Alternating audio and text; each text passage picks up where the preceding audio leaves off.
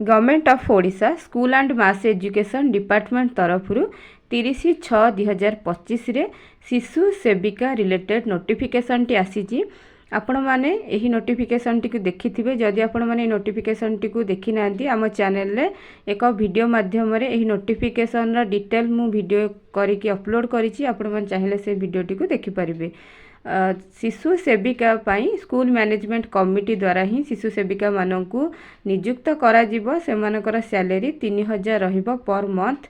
तो मु सेही वीडियो टी रे डीईसीई कोर्स विषय कही। जदि आपण माने आग्रही अच्छी से कोर्स रे एनरोल होगा पाई तो मु आपण मानकु एही वीडियो रे जणाई देबी जे किभଳି भाबरे सेही कोर्स आपण करि परिबे, केते टंका एडमिशन फीस रहिबो, केउठारे आपण माने एडमिशन करि परिबे, आ स्टडी सेंटर केउठी रहिबो, एज लिमिट केते रहिबो, केउ माने एहाकू पढि परिबे कोर्स को संपूर्ण आलोचना करबा। इग्नो रे ही आपण माने चाहिए यही डीईसीई कोर्स रे एनरोल होई परिबे। तो वर्तमान मु इग्नो इंदिरा गांधी ओपन यूनिवर्सिटी रो ऑफिशियल वेबसाइट रे रहिची। तो आपण माने सेठारे जदि आपण माने देखिबे एई भली डीईसीई कोर्स प्रोग्राम गुडी को रहिथिबो। Diploma in early childhood care and education.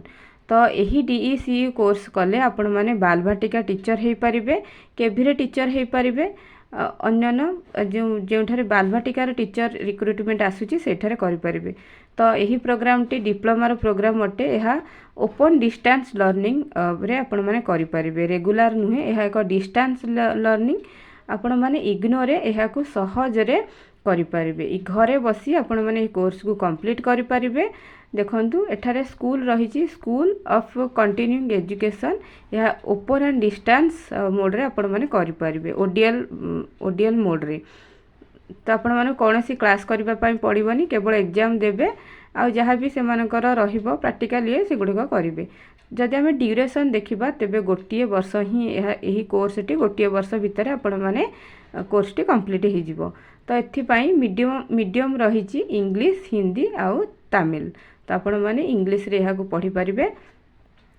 देखंतु तो एठारे आपण माने यही कोर्स टी को इग्नोर सहज रे घरे बसी करि परिबे।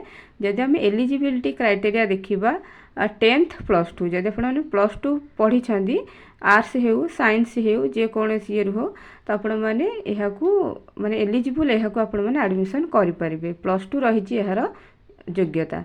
जदि +2 पढ़ी छंदी तेबे डीईसीई कोर्स आपण माने करि पारे। एहा को डिप्लोमा कोर्स अटे। तो एथि पई एहा को एडमिशन करबा को हेले 3500 टंका आपन पेमेंट करबा को पड़िबो ऑनलाइन मोड रे। 3500 टंका देले आपण माने एही कोर्स रे एनरोल हेई परिबे। तो यह को बोथ मेल एंड फीमेल माने ही माने ए कोर्स को पढ़ी परिबे। एमिति नाही जे केवल फीमेल माने ही यह को करि परिबे, मेल माने ही यह को करि परिबे। 3500 टंका कोर्स फीस रही छि। इग्नो रे आपण माने डिस्टेंस रे करि परिबे। तो देखंतु कोर्स रो डिटेल रही छि, कोर्स रो टाइटल, क्रेडिट केतोटी रही छि, एगुडी को आपण माने चाहिए इग्नो ऑफिशियल वेबसाइट रू मध्य देखि परिबे। मु आपण को एहा ऑफिशियल वेबसाइट रे ही देखौछि।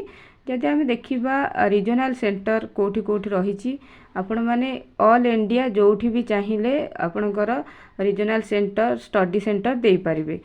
जदि आपण ओडिशार अन्य केउठारे भी जाइके रहउछंती सेठार भी जगार भी स्टडी सेंटर दे परिबे। देखंतु हैदराबाद रो जगह रही छि। तो सबू इंडिया जाक जो जगार भी आपण माने चाहिए सबू जगार स्टडी सेंटर दे परिबे।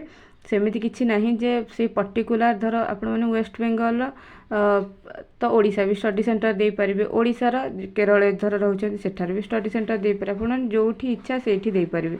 जदि हम ओडिशार देखिबा, ओडिशार केउ केउ जगार रे आपणकर स्टडी सेंटर रही छि, सेठारे निजर असाइनमेंट को सबमिट करिवे जहाँ भी अदर क्राइटेरिया रही। देखो Bhubaneswar BJP autonomous college Bhubaneswar रही। तापर इग्नो रीजनल सेंटर आमर जो आरसी रही इग्नोर सेठी मध्य आपन स्टडी सेंटर रही परिबो। जेके बीके कॉलेज कटक भी रही। तापर केन्द्रापड़ा कॉलेज रे आपण मानकर स्टडी सेंटर भी करि परिबे। तापर भुवनेश्वर देखंतु खलीकोट कॉलेज एडा सब भुवनेश्वर रीजनल सेंटर अंडर एडा जाउची। तापर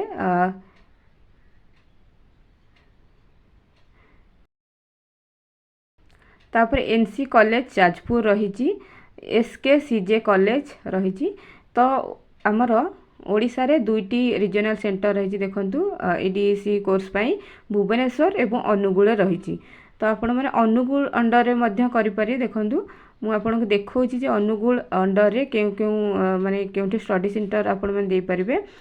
देखंतु अनुगुल रो जीएम यूनिवर्सिटी संबलपुर सेठी मध्य स्टडी सेंटर रही। गवर्नमेंट कॉलेज राउरकेला सेटा भी रही। इग्नो रिजनल सेंटर अनुगुल अनुगुल जो रिजनल सेंटर रही सेठी मध्य स्टडी सेंटर टी दे परिबे। स्टडी सेंटर काम होची सेठार असाइनमेंट आ जहाँ भी किछि डॉक्यूमेंट डिपोजिट करबा रहिथिबो ताले सेठी आपण माने स्टडी सेंटर ही डिपोजिट करिवे। एग्जाम आपण माने इग्नोर जेउ जगह रे जेउठारे सेंटर होची एग्जाम स्टडी सेंटर गोटे जगह रे कि आपण माने चाहिला अलग जगह रे मध्य एग्जाम दे परिबे किछि असुविधा नाही। एहा को डिस्टेंस कोर्स अटे आपण माने सहजरे घरे रही कि एहा को करि परिबे। मात्र 3500 टंका एडमिशन फीस रही। 3500 टंका एडमिशन कले आपण माने एही कोर्स रे एनरोल हेई परिबे। तो एहा में देखिले कोर्स माने कोर्स टी को डिटेल देखिले केते टका खर्च हो केउंठी केउंठी स्टडी सेंटर रही। तो देखिया जे इग्नोरे वर्तमान यार डेट अच्छी ना सरिलाणी। तो वर्तमान चाहिए मध्य आपण माने जुलाई सेशन रे इग्नोरे एडमिशन करि परिबे। वर्तमान ओडीएल प्रोग्राम जुलाई 2025 रो एडमिशन सर्कल चली। तो यार लास्ट डेट रही देखंतु जुलाई सेशन 2025 रो लास्ट डेट 15 जुलाई 2025 पर्यंत रही। तो वर्तमान डेट रही आज होची जुलाई 1 तारिख 15 तारिख पर्यंत आपणकर डेट टी रही। आपण मान चाहिए इग्नोरे डीईसीई कोर्स को करि परिबे। तो एठार देखंतु ए भलिया पेज टी आसीबो। Click here for new registration आपण माने क्लिक करिकि ए भली भाबरे एठार देखंतु इंपोर्टेंट इंस्ट्रक्शन दिया जाईछि। एठी निजर नाम निजर डिटेल्स सब देकी आपण माने ए भली भाबरे एठी रजिस्ट्रेशन करि परिबे। एठी देखंतु रजिस्ट्रेशन क्लिक कले आपण माने आगो को जिबे। तो ए भली भाबरे आपण माने करि परिबे। चाहिए कंप्यूटर दुकान को जाईकि से माने आपण माने कहिले डीईसी कोर्स विषय से माने आपण को लिखै देबे नाम। तो यह थिला वीडियोटी। जदि यही वीडियोटी भल लगी थाए तेबे वीडियोटी को लाइक करबा सहित चैनल टी को सब्सक्राइब करंतु। निजर संग मानक सहित वीडियोटी को शेयर मध्य करि परिबे। धन्यवाद। आमर टेलीग्राम ग्रुप मध्य रही से टेलीग्राम ग्रुप रे आपण माने जॉइन हे परिबे। टेलीग्राम ग्रुप रो लिंक टी को मैं वीडियो रो डिस्क्रिप्शन बॉक्स रे दे देबी। धन्यवाद।